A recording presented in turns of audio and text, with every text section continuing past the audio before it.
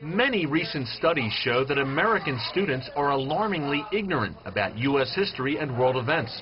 Education experts blame everything from failing schools to substandard teachers.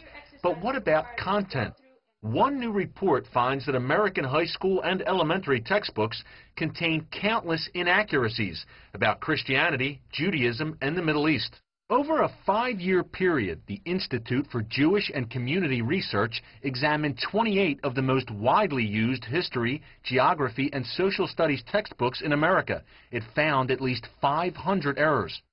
Regarding the Jewish roots of Christianity, one book states the faith was founded by a, quote, young Palestinian named Jesus.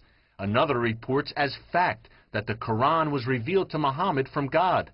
Yet another says ancient Jewish civilization contributed, quote, very little to the arts and sciences.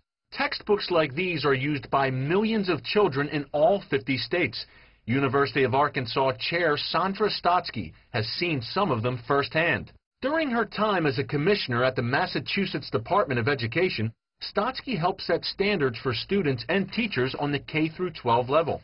She wrote about her experience in The Stealth Curriculum. We heard from a number of groups who were outraged because they didn't want what they called a Eurocentric version of history. They literally wanted an Islamocentric version of history, which means that you look at the world from the perspective of Islam and you don't talk about any negative aspects of Islam. After 9/11, Stotsky and the Massachusetts Board organized a special seminar for K-12 teachers to learn about Islamic history in the Middle East. Harvard University's Center for Middle Eastern Studies helped organize the seminar. Stotsky was shocked at the center's suggestions. They ranged from having students make prayer rugs, describe what it would be like to go on a Hajj, a pilgrimage, learn and memorize the 5 pillars of Islam, listen to and learn how to recite passages from the Quran, dress like a Muslim from a particular country. These are unacceptable practices in a public school. In fact, they would be unacceptable academic practices in any school. Harvard is one of 18 universities that receive government funding under Title VI of the Higher Education Act. To qualify for that funding, the universities are required to conduct outreach to K-12 teachers, helping them shape lessons for school children. The teachers think they're getting expert insight from university scholars about Islam in the Middle East. They may be getting much more. The Saudi government has donated millions to Middle East centers at universities that receive Title VI funding.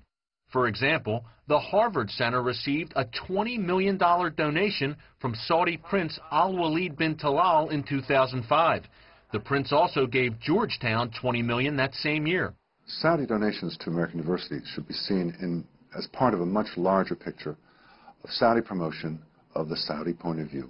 Whether it be Islamic or political, the Saudis have a point of view, and they have been very clever and very generous over decades to promote that point of view. Among the textbooks the Harvard Center recommends for school children is the Arab World Studies Notebook. The book is published by Arab World and Islamic Resources, a Saudi-funded group in New Mexico. The notebook has come under fire for negatively portraying America and Israel while whitewashing Islam. It's been banned by some school districts. It's very difficult to find any discussion of ancient Israel, that it actually existed in time as a country. They would discredit even the founding of the State of Israel by claiming that it was imposed by European or Western powers. One of the notebook's most controversial claims is that Muslims made it to the New World before Columbus. It states that some Native American chiefs even had Muslim names. Widespread criticism from scholars and Native American groups led to those passages being eventually removed. The book's author, Audrey Shabazz, did not respond to our request for an interview. You have a lot of politically naive teachers, well-intentioned teachers, who do want their students to understand more about Islamic history. Stotsky says there needs to be stronger standards against the influence of outside pressure groups. What state governments can do, which to me is the path we were taking in Massachusetts, is to make sure that the standards that you create for a subject have been thoroughly vetted by first-rate scholars and a range of first-rate scholars. The battle over Title VI has also reached Capitol Hill. In August, Congress approved revisions to the Higher Education Act of 1965, which includes Title VI. Under those revisions, universities are now required to explain how they'll use their Title VI funds. And K-12 schools are now required to reflect a wide range of views on global issues in their lesson plans. Whether the Saudi point of view is still among them remains to be seen. Eric Stakelbeck, CBN News, Capitol Hill.